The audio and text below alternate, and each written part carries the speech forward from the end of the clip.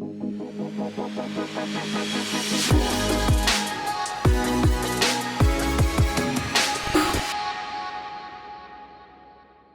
a page that says Real Estate Sales Goal 1.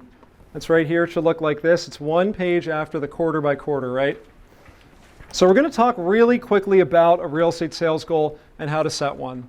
So I had an example that's earlier in the binder. You can refer back to this. When you go to make your own business plan, look at that. I'm not going to take you through every single word that's on that page, but the basic concept was it was an agent that wanted to make $100,000 within the next year, and they had 3 different actions.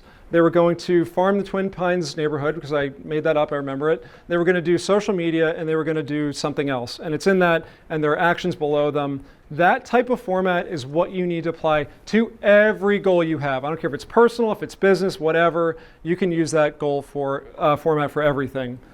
So that's the plan format. Before you leave today, the most important thing is write down one goal that has come to mind today in the format of plan.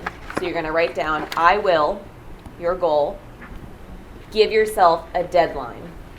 So I will buy, and what are your actions? And even if you don't know all of them, that's when you reach out to Lou or myself for guidance, because that's where we are helpful. And what exactly are you doing? So just write one thing down now. It helps to physically get it on paper. It's the first step. The first step to manifesting your goals, right? It's all one thing to just think it, take that next step, and start it. But we encourage making 1 or 2 different business goals. That's why you have 2 sheets in there. I think everybody in here should have a sales goal for sure. And most people, you may want to have like a team building goal, or you may want to have, you may want to have an investing goal. So that's why you have 2 sheets in there. The next page in there is manifest your goals. So this is one way to get all of them in one area. So like we were talking about all day today, your personal goals are just as important as your business goals and can prevent your business goals from even happening. So most importantly, once you go home and you're able to create and write down your business goals, put your personal goals on the same page. So this is a page just to write in that format. I will live a healthier lifestyle by going to the gym more than Lou Raven. And I will do that. Go twice, you're good. Going once. And then underneath that, you're going to talk about how much your sales volume is going to increase this year and all that good stuff. But having it collectively solidifies the importance of all of it. Yeah, and that's again the value in having like a short sentence based on PLAN. You can put it all onto one page, and you should leave this somewhere really obvious. Don't put it on your fridge; it's going to become clutter and white noise. Ask me how I know. Put it on your, on your mirror, your bathroom mirror, or your coffee maker, or tape it to your steering wheel. I don't care. Somewhere that you're going to see it and think about it, and you have to work on. You don't read it while driving. It just should be there when you get in the whatever. It's lost on you. I would read it while I was driving. All right, we're not advocating that though. We need an attorney. Executing your plan. All right, I do want to spend more time on these next slides.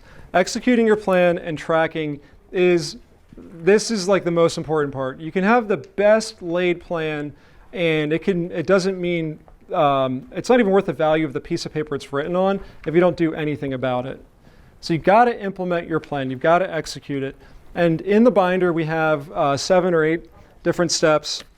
Went back and forth, it's 8 steps that you can take, that you need to take in order to make your goals happen. So the first one is to put action into your calendar. You take those action steps, you take the tasks from them, put them into calendars. Easiest thing you can do, use a repeating event. Go into Google Calendar, lead gen, every day, Monday through Friday, Saturday, whatever, 9 a.m. to 12, and make it repeat. You're done. Next up, second one. Have a clear decision-making filter. So if we carry on here, you're going to find our urgent, important matrix. So that's something that is going to naturally happen when you're in that hiring stage of an assistant or you're working to leverage some of your time. Where is your time best spent? Is your time best spent creating spreadsheets like Lou, or is that not how your brain works? And is your time best spent adding things to your calendar and just making movements? So that's a good that's a good tool, and we do have a slide about that. We'll go to that in a second. Okay. So yeah, you need a clear filter that says, yes or no. Does this get me closer to my goal or not? And that really should be it. And that should be how you evaluate all the decisions you make. Track your progress daily. This is really, really important. What gets measured gets achieved. The only reason why I can put up those numbers is because I track a lot of things. We are giving you the simplest way and the most effective way to track. It's on the next slide. We'll go through that in a second. And honestly, I've tried everything. Just do this. It works better than all the other crap that I've ever made. Next up, find an accountability partner. I'll let Elise take this one. Yeah. An accountability partner. So somebody who's going to check in with you and who you owe that same responsibility to. When you leave today, who have you been sitting next to and chit-chatting all day with? Get their number. Say, hey, we both added that task into our calendar. Did you actually do yours this week?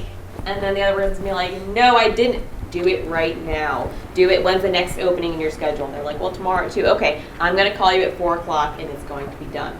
Somebody who isn't just going to be a nice person, say, oh, it sounds like you had a busy week. No! Guess what happens when you're working with that accountability partner? Nothing. Enabling. I don't know who said it, Yes. but that's right.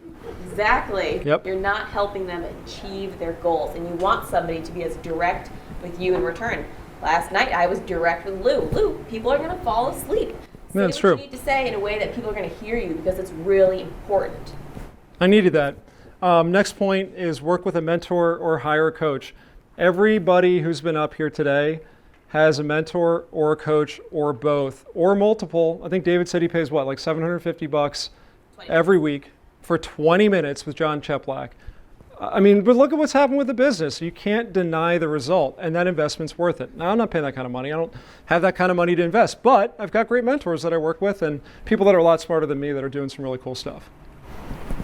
The next one, look at your business plan, not on your steering wheel every day. Journal about it, make notes on it, change it, figure out that maybe something wasn't a great fit for it, and grow with it. Your business plan, if it was the same every year, you would never be evolving your business. And that's why we're seeing, we personally saw Lou's business plan change drastically, which is why his success changed drastically as well. Journaling about your goals is one of the best ways to make them come to life.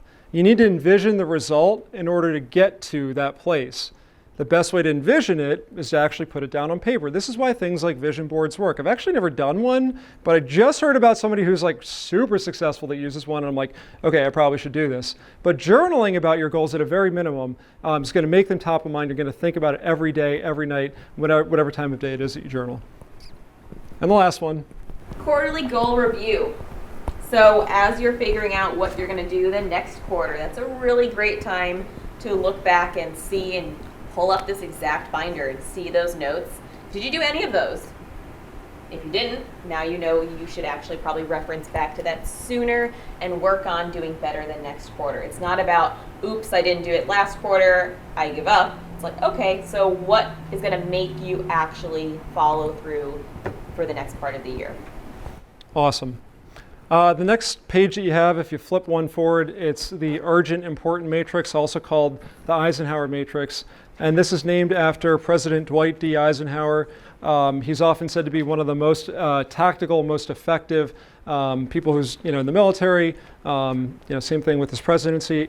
Honestly, I don't really know much about his politics, and this isn't a statement on that. I just like this matrix. I think it works really well. So what it is you've got two axes. On the top, the far left says urgent, the right says not urgent, and then on the left side, the top says important, and then the bottom says not important. You should be able to break all your tasks down and put them into one of these boxes. The most important box to work on, of course, is going to be that top left. That's the urgent important box.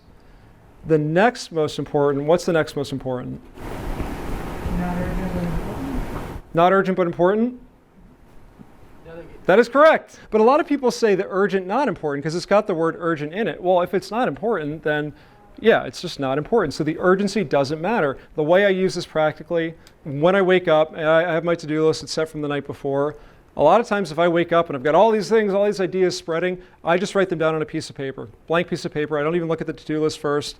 Then I make one of these and I put them into categories, and that gives me the insight on what I need to be working on, what's occupying my headspace. Sometimes things occupy my headspace that aren't my responsibility or that somebody else is a lot better at than me. So then that's going to go into a category where I can clearly see that and I know that I can delegate that or ask a partner for help with one of those tasks.